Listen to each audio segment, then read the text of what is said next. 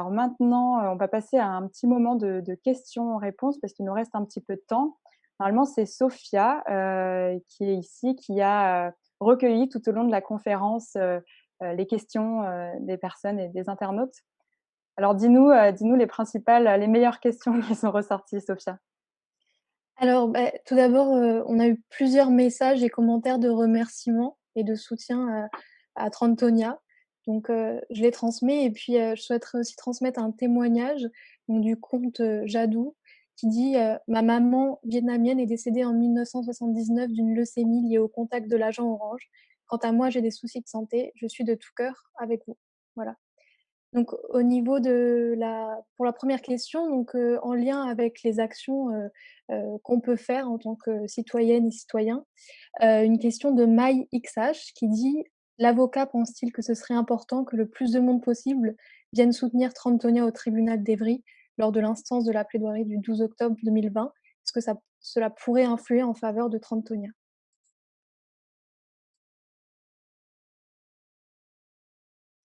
Je vais laisser peut-être, Trentonia ou André Bouni, qui souhaite réagir? Kim? Ça dépend. Oui. Alors, en fait, j'en ai discuté un petit peu avec quelques avocats et ce qu'ils nous ont dit, c'est que les juges, c'est un peu des hommes comme les autres et qu'ils sont pas hermétiques à l'opinion publique. Quand ils voient qu'il y a un sujet qui révolte les gens, ça peut avoir un impact. Et puis, au-delà de ça, s'il y a une grosse mobilisation, les médias vont en parler. Donc, je pense qu'il y a une double, enfin, il y a la volonté effectivement d'essayer d'apporter tout le soutien à Trantonia pour qu'il y ait une réussite de la procédure judiciaire, mais aussi la médiatisation est quand même très importante parce que c'est la médiatisation aussi qui permet de faire connaître le problème et de faire sortir les victimes de l'oubli et puis après de générer aussi une mobilisation citoyenne de soutien aux victimes. Ouais. André, tu veux Oui, répondre? oui, ça dépend. Sur la plaidoirie, c'est un aboutissement, faut voir. Il faut que tous les partis, les sociétés défenderesses ou ENIA, enfin donc le cabinet Bourdon, soient d'accord. Le cabinet Bourdon, il sera d'accord, c'est sûr. Mais pour que ce soit ouvert au public ou filmé, comme certaines sociétés comme les films de l'humanité de New York, ont demandé à pouvoir filmer les audiences de mise en état, ce qui n'a pas de sens, parce qu'une audience de mise en état, c'est une confrontation de documents, ce n'est pas quelque chose voilà, qui offre quelque spectacle que ce soit. Les gens, ils peuvent venir devant le tribunal, oui, ça, c'est le domaine public, on ne peut pas les en empêcher. Ça ne peut pas nuire, je crois. Après, pour qu'ils puissent assister, il faut que le tribunal, un tribunal a un règlement, il faut qu'il accepte, on peut pas aller dans un tribunal en grand nombre comme ça, ou prendre des photos, ou filmer. Dans le droit français, c'est pas comme ça. Et donc, je pense qu'un soutien à l'extérieur, s'il est vraiment conséquent, ça peut pas nuire, à la condition de rester à des distances de l'ouverture vitrée là du tribunal d'Evry. Bon, je pense que c'est au cabinet Bourdon à dire dans quel volume ou enfin plus grand sera le volume, c'est mieux, mais je veux dire dans quelles conditions, à combien de distance, à quel endroit. Voilà, parce qu'il ne faut pas non plus que ça gêne la plaidoirie ou le tribunal, que ça crée des influences ou ce qu'ils vont appeler, qui pourrait appeler du désordre public ou du. Non, je pense que c'est au cabinet Bourdon à dire le jour de la plaidoirie. Ben voilà, vous pouvez vous réunir devant le tribunal d'Evry. Plus il y aura de monde, tant mieux. Tenez-vous à la limite du parvis du tribunal parce que il faudrait pas. Bon, voilà, je crois que c'est comme ça que ça va se passer. Il y a déjà eu cette demande forte pour filmer à l'intérieur du tribunal. Elle a été refusée par les compagnies américaines, par les avocats suppléants des avocats américains qui défendent les compagnies américaines. Donc c'est un peu compliqué. Et je pense qu'il faut, oui, Voilà, je crois que le cabinet Bourdon peut donner les bonnes recommandations, comment le faire et voilà. Oui, je pense qu'il faut patienter encore un tout petit peu parce que on a la date, on connaît la date que c'est seulement ce soir et j'ai demandé un rendez-vous rapidement aux avocats, à William pour qu'il me dise ce qu'il faut faire parce qu'avant, William a dit aussi 200 personnes. hum, C'est bon, mais pas 500, 600 par exemple. Mais là, maintenant, on a d'ici, c'est-à-dire de juillet jusqu'en octobre, on a le temps de discuter, d'organiser. Et je vous dis que là, par exemple, les maires dans l'Essonne, là, ils sont prêts, ils m'ont promis d'être présents le jour de plaidoirie. Les amis de Suisse, de Belgique, de Luxembourg, eux aussi disent qu'ils vont venir. Les, certes, les victimes du Vietnam, elles aussi, elles attendent le feu vert pour partir. Le président de Vava, par exemple, dit, mais si on ne lui donne pas l'argent pour acheter son billet, c'est lui-même qui va payer son billet pour venir assister. C'est-à-dire que tout le monde est prêt. Et je sais que Kim et tous les jeunes maintenant là, attendent aussi. Donc, pour mobiliser, c'est maintenant, mais je sais et puis je suis convaincue qu'on n'aura pas de problème. Mais il faut attendre quand même, comme dit André, l'avis de William Bourdon. Et comme ça, on va s'organiser. Hakim. Et puis, peut-être que dans 2 semaines, par exemple, on peut faire une réunion au foyer, par exemple, pour se voir quand même, pour se toucher, pour se parler et pour bien discuter sur l'organisation pour ce jour-là. Mais maintenant, comme moi, je suis d'accord avec André qu'il faut attendre William s'exprimer. Comme quand j'étais au Vietnam, il y a 4 ou 5 mois, le premier ministre vietnamien m'a demandé, m'a reçu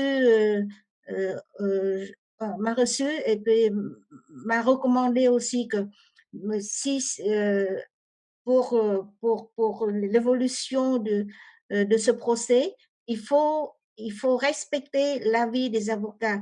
Et quelle que soit la décision des avocats, le gouvernement vietnamien est toujours derrière et nous soutient. Voilà.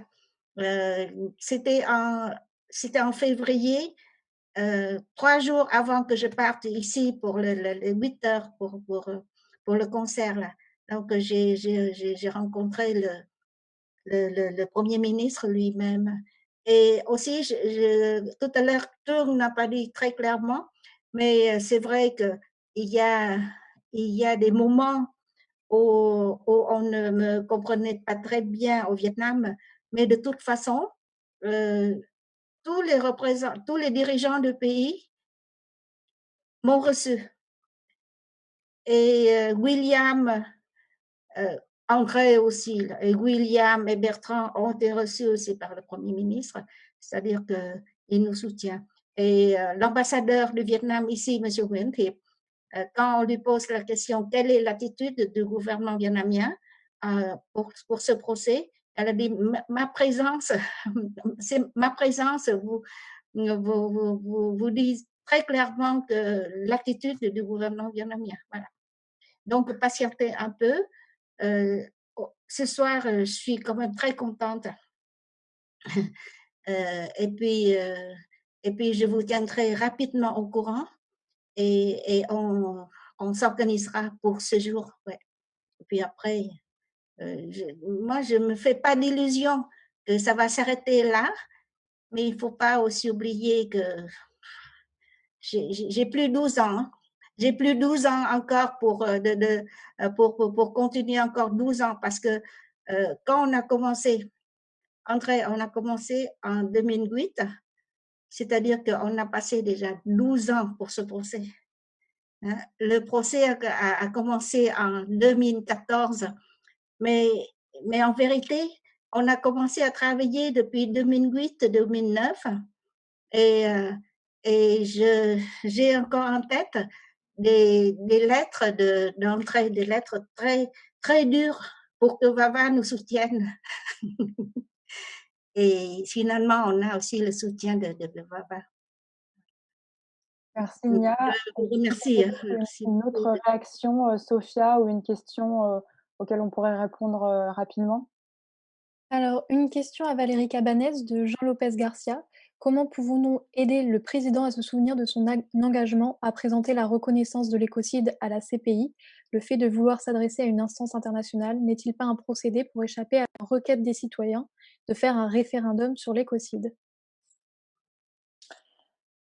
Oui, je comprends très bien cette crainte, c'est évident. En fait, moi, je travaille donc sur des 2 côtés, c'est-à-dire que, je vous invite d'une part à suivre l'actualité sur le plan international via, l'organisation Stop Ecocide, parce qu'on a une équipe donc, qui a été créée donc après le décès de Polly Higgins l'année dernière.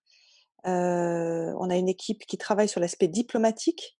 On est en lien avec les États qui demandent la reconnaissance du crime d'écocide d'ores et déjà et qui ont besoin de cet appui diplomatique, de pays, puissants comme la France, mais d'autres. Je suis en lien avec d'autres États où il y a des résolutions en train de se préparer, qui vont être présentées, au parlement pour que ces États-là se lancent dans l'aventure. Donc suivre Stop Ecocide et montrer son soutien en devenant ce qu'on appelle des Earth Protectors, des protecteurs de la terre. C'est toujours la même dynamique, c'est exactement pareil que pour le collectif, Vietnam Dioxine, c'est qu'il faut effectivement sentir une pression de la société civile permanente. Donc les associations Notre Affaire à tous, Wild Legal, dont je fais partie, et Stop Ecocide vont suivre ce dossier puisque c'est notre plaidoyer depuis très longtemps. Et puis pour ce qui est de la requête des citoyens de la Convention, ils se sont organisés en une association qui va s'appeler les 150, hashtag 150, parce qu'ils sont aujourd'hui tellement investis dans la cause qu'ils cherchent à défendre. Ils ont travaillé pendant 9 mois extrêmement durs. Ils ont, pour beaucoup d'entre eux même, heu, transformé leur vision, des choses, leur vision du monde, et je pense qu'ils sont tous devenus, ces 150, des porte-parole, et en particulier des porte-parole sur l'écocide puisqu'ils ont voté cette mesure, je vous le rappelle, à 99,3%. C'est-à-dire qu'ils en sont tous convaincus. Donc il faut absolument les soutenir puisque Macron a laissé une porte ouverte en leur disant: «Vous avez le droit de participer aux travaux qui vont être menés sur la définition de l'écocide en France et sa mise en application». Et je pense ils vont parcourir la France pour faire des conférences, ils vont peut-être lancer, il y a déjà une pétition en ligne qui s'appelle «Je vote pour le climat» et qui reprend les mesures et qui propose à ce qu'on les soutienne. Voilà, donc essayer de soutenir toutes ces associations, et tous les réseaux, tous les collectifs qui sont autour de ces idées puisque, c'est vraiment en ne relâchant pas la pression, et je la relâcherai pas, dans les médias, à travers des conférences, à travers des pétitions, à travers les réseaux sociaux que on fera en sorte que Macron n'oublie pas ses promesses. Merci beaucoup Valérie, merci aussi Sophia pour, les retours. Kim, tu voulais faire un dernier appel avant qu'on se quitte? Oui, c'était enfin, effectivement, je pense qu'on va travailler de manière plus régulière, je pense, avec Valérie, pour qu'effectivement on puisse suivre l'actualité et puis nous peut-être aider à intervenir quand il y aura besoin sur ces sujets, puis qu'elle puisse nous apporter sur son expertise et puis les perspectives au niveau du droit, parce qu'on aimerait bien pouvoir faire avancer ces sujets-là. Et les prochains rendez-vous, il y a le 10 août, c'est la Journée internationale des victimes de l'agent orange. En fait, ça correspond à l'anniversaire du premier épandage, de la date où il y a eu le premier épandage au Vietnam. Et donc, c'est devenu une journée internationale des victimes. Et donc, on va organiser à cette occasion une mobilisation en ligne. Et donc, je vous invite à nous rejoindre. Donc, a priori, ce sera le 10 août et sûrement le 9 août pour que le 10 août, comme c'est un lundi, donc le 9 août, on commencera la mobilisation qui s'achèvera le 10 août. Et puis, vous avez bien noté aussi le rendez-vous du 2 octobre pour l'audience. Donc, on verra ce qui peut être fait sur place, mais de toute façon, en ligne, il y aura une nécessité de faire une mobilisation pour qu'effectivement le sujet ne soit pas oublié et soit que le sujet qu'on attire l'attention sur le procès. Et puis dernier rendez-vous aussi en octobre, il va y avoir une mobilisation pour une agriculture et une alimentation qui est organisée par le collectif Stop Monsanto Bayer, et donc c'est pour avoir un monde meilleur sans Monsanto. Donc pour ces événements, on a besoin de vous. Donc rejoignez-nous et on va y arriver tous ensemble. Merci beaucoup, Kim. Donc la conférence touche à sa fin. Je voudrais dire un mot, Oui, Léa.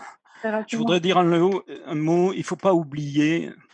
Bon, je suis tellement passionné, je voudrais dire tellement de choses que parfois ça peut paraître vraiment brouillon, mais parce qu'on n'a pas le temps. Il ne faut pas oublier Vo-Cuy. Vo-Cuy, c'est cet ornithologue vietnamien de l'université de Hanoï qui, on parle toujours de Arthur Galston et de Olof Palme. Je pense que Vo-Cuy, les scientifiques étaient en contact entre eux. Les scientifiques ne se faisaient pas la guerre, hein. Ils échangeaient, et Vo-Cuy serait probablement la personne qui aurait évoqué en premier l'écocide. Enfin, moi je l'ai rencontré, disait-il, puisqu'il est décédé il y a déjà quelques années, il n'y a pas si longtemps, mais il y a quelques années. Voilà, je pense qu'on doit aussi penser à Vo-Cuy. Voilà. Oups. Merci beaucoup, André. Note-nous bien ce nom. Peut-être qu'on fera une publication sur cette personne. Donc la conférence touche à sa fin. Je pense que je vais faire des oublis. Alors Nia voulait peut-être dire un dernier mot. Qui est resté jusqu'à 7 heures, 2 heures du matin de là-bas. Il voulait vous remercier avant de vous quitter. Oui, excusez-moi, je voudrais bien vous remercier pour m'avoir permis de participer à cette conférence et de m'avoir permis parler quelques mots sur l'attitude de papa vis-à-vis du procès de Madame Nain et de Madame Nain. Et je vous demande de m'excuser pour ne pas pouvoir accéder au Zoom comme il faut. Excusez-moi. Et encore une fois, je vous remercie beaucoup. Merci beaucoup. On était très contents d'avoir Trung, même si c'était un peu spécial. Donc, on remercie toutes les pages, tous les collectifs qui ont relayé cette conférence, bien sûr, tous les intervenants qui sont restés jusqu'à tard, Trentonia, voilà, je dois sûrement oublier toute l'équipe derrière de la communication aussi qui a permis de la diffusion de cette conférence. Bien sûr, toute l'équipe technique aussi, Franck derrière, Sophia qui a récupéré toutes les questions, tous les retours. Voilà, et on espère vous voir nombreux aussi pour les prochains rendez-vous donc que Kim a cités. Et merci encore infiniment à tous et très bonne soirée. Et merci André. Merci. Encore quelques mots. Oui, j'apprends plus de détails pour parler du procès. Ouais. Avec mes dirigeants et puis avec tous les membres de mon association. Ouais. Oui, j'aimerais bien en parler. Et c'est pourquoi que je voudrais avoir plus de détails sur ce progrès, c'est-à-dire l'audience de la plénière le 22 octobre. Merci. Allez, au revoir. Merci beaucoup. Au revoir. Au revoir, André. C'est bien que tu es là. Merci, Kim. Tu as travaillé. Merci, Franck. Au revoir, merci, Franck aussi. Et merci, Valérie Cabanès. Merci. J'espère vous voir quand même un de ces jours. Hein. En vrai, oui. En vrai, oui. Merci à tous. Ouais. Allez, au revoir. Bonne soirée. Oui, au revoir tout le monde.